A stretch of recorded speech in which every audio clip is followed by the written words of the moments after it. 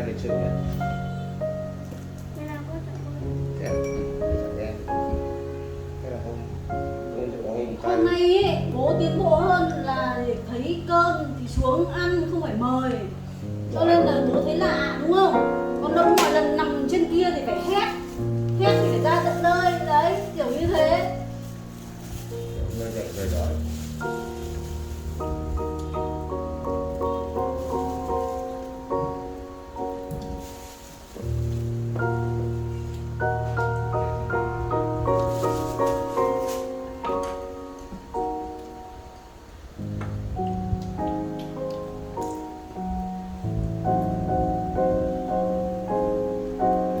Chó này không đứa nào ăn đâu.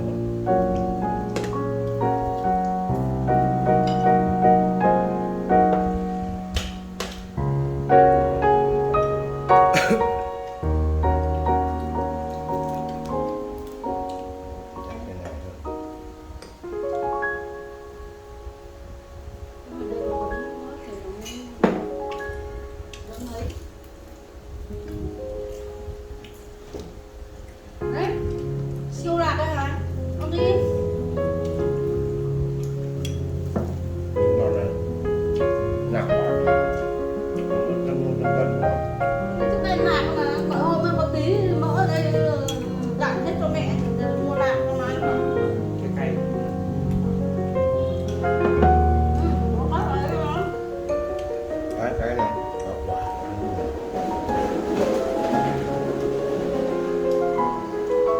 Dầm lên dầm kia. Em chấm được.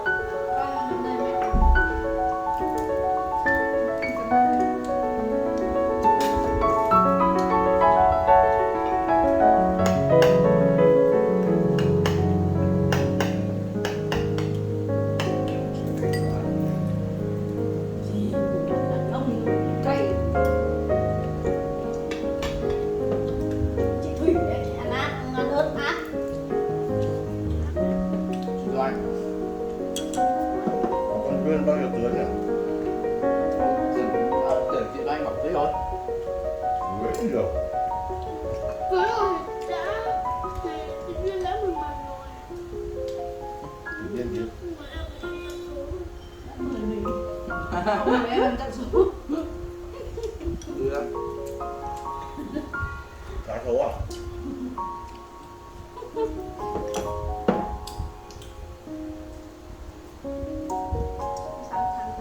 Tháng 8 đúng không?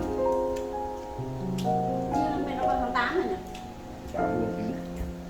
Tháng 10.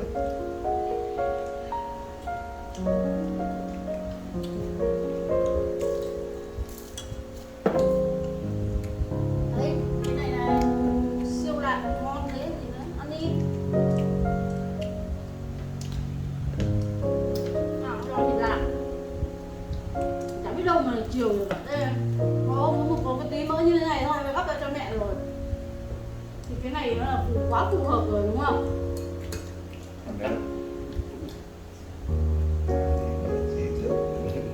Cổ chân giò này ngâm này xong rồi để nguội nguội cho tủ lạnh này đấy. Hái như này là nhìn thì ngon đúng không?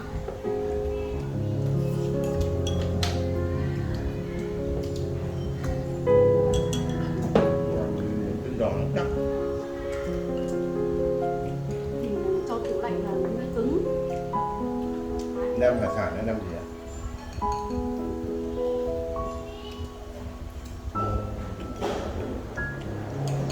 Cái này nhặt nhặt. Nhạc trên mặt nó mùi là. Thế là phù hợp rồi. Ủa, rồi cho mình nó canh nó mà Thơm, thơm.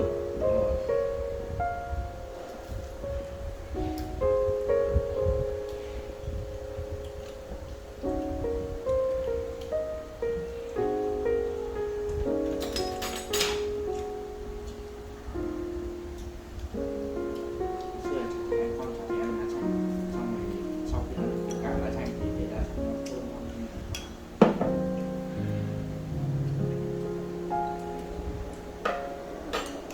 Hãy subscribe cho kênh Ghiền Mì Gõ để không bỏ lỡ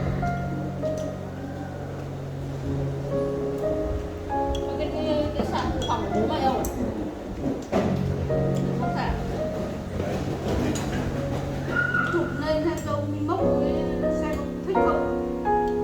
Thế là bắt con Ngọc đi mua để biết thế nào. Sạc gì? Sạc dự phòng. Lấy nó mấy cái gì? Không biết dùng máy phun. Loại sạc nào mà cái dùng sạc nào? Sạc gì nhỉ? Sạc dự phòng. Sạc siêu nhanh. Sạc siêu nhanh thì nó sạc 25W. Con Ngọc đấy khổ nó binh lắm nhá. Nằm Cháu chị Lan đi nhỉ?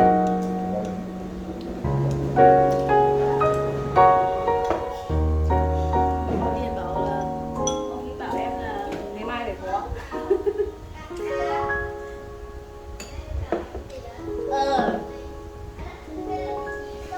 Vâng, khỏi đau mắt đỏ chưa? Mà đã đi chơi. Về ngay. một đứa cái nữa thế đi.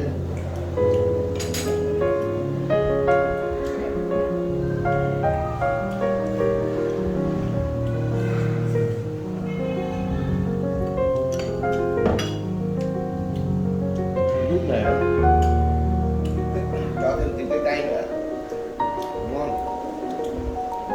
Đây là cay rồi đây cả. Ừ? Đây là cay rồi thêm vào.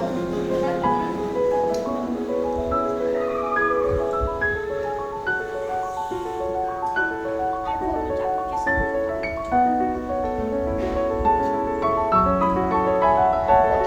Sạc cay rồi, sạc quá quá. Không ấy phải dùng ba là bốn.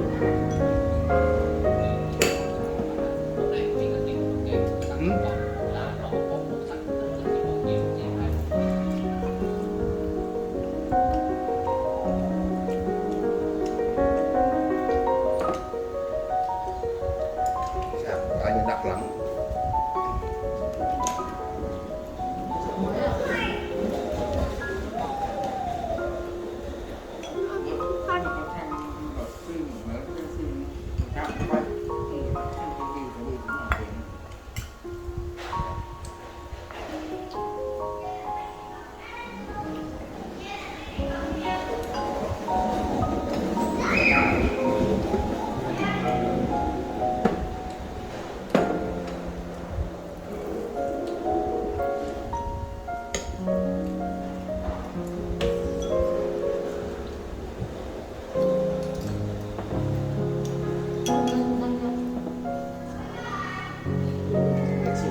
Giật chứ. Bảo nó giật nhiều rồi, giật cũng giật. Còn em không giật mà.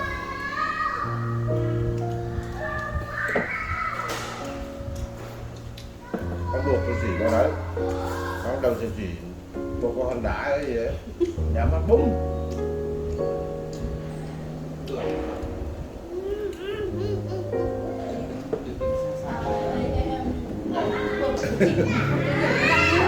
Thôi, một đầu ở bên cái cửa kia thì đẩy cửa bụp cái thế là sao?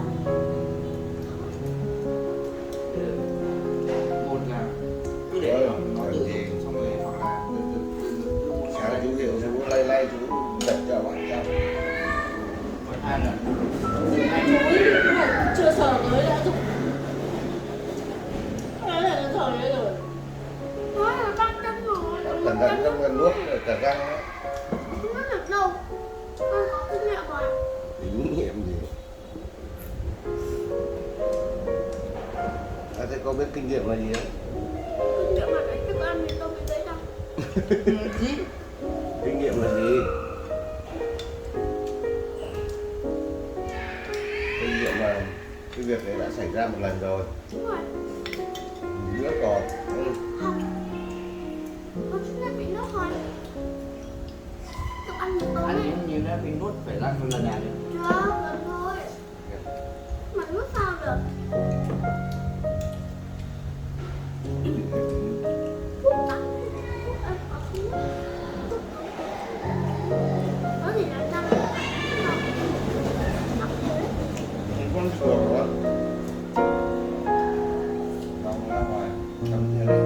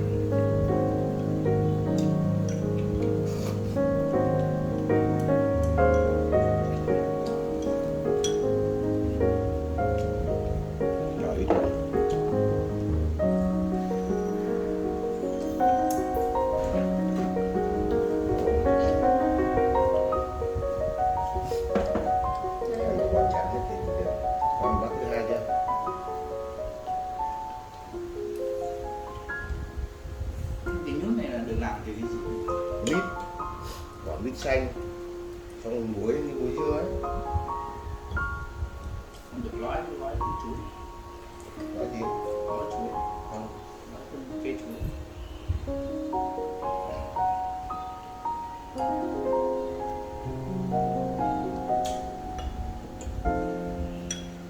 Sẽ sợ những cuộc sống Không nổi. Nó là khác hả? Còn xưa là lúc nào là để ăn chống đói, không có thức ăn.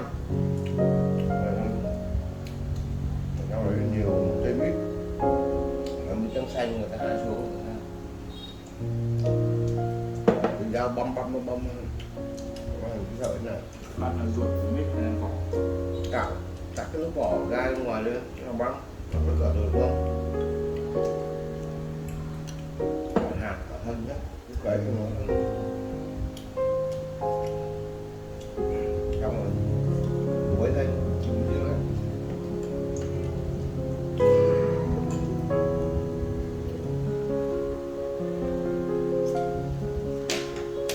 Mẹ ăn con thịt cải.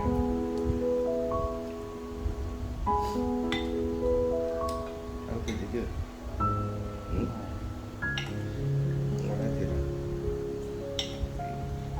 Ồ, và bây giờ đặt gà vào nồi không, để cho tủ lạnh này ăn. Ngon. Ăn nhiều rau vào. Thịt.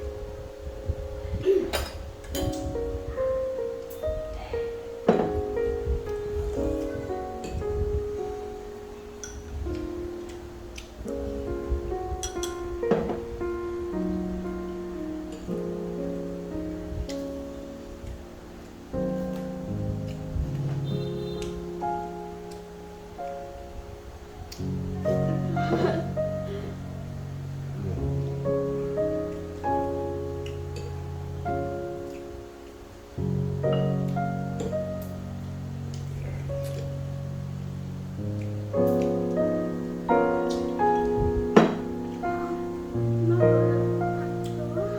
Còn tuần sau lại đổi lên thành lúa 2 muỗng lên. Ôi dồi, Quá nè. Gì? thế á? Biết thế ở nhà đỡ phải học Cái gì? 2 muỗng lên. Nhưng mà người ăn vẫn phải học thêm. Hả? Cái gì? Nói nói. Đổi đổi lịch. Thứ hai bình thường là thứ tư ngồi nghỉ luân phiên, nhưng tuần sau là thứ hai nghỉ luân phiên thì là sẽ học sẽ nghỉ vào nghỉ chủ nhật thứ hai, đúng không? Học thứ ba, thứ tư, thứ năm, thứ sáu, thứ bảy. Cứ ngược nhiều là như vậy. Nhưng mà thứ hai thì vẫn lại học thêm đúng không? Thế nên chỉ được nghỉ mỗi thứ bảy là chủ nhật. Con thì không nói cho được nghỉ 2 ngày đâu. Đó là con được người thứ bảy. Thứ bảy thì vẫn phải có một ngày để Không, con ở nếu mà người vợ nó hay nó ở nhà. Lúc đấy bố sẽ ở nhà. Được là không cho đi một làm lúc. ra Không đi học nữa hả? phải đi chơi suốt ngày ở nhà Thì đi. nếu bố không ở nhà thì con phải ở đây chơi thôi, ở đây chơi thôi. Để chơi thôi. Thứ bảy bọn nó ở nhà đây. Cái gì học ở trường nữa thứ gì chả Bin kia thì lại còn nói con hơn là nghỉ thứ sáu, xong rồi nghỉ sáng thứ bảy, chiều thứ bảy đi học. Không cao đâu vậy. Thế mà Ăn ngoài. lớn tiếp Ba không ngủ nữa. mà không lớn Bin với mà không ca là lớn Tôm, ăn tôm. không có tôm để học đâu ca. Chiêu nhau. Con tôm học A1 hay sao ấy, bọn này học A mấy ấy. Bye bye. Ngồi lớp Đấy là hồi ngày xưa, bây giờ cái tôm á. Còn mỗi con nữa thì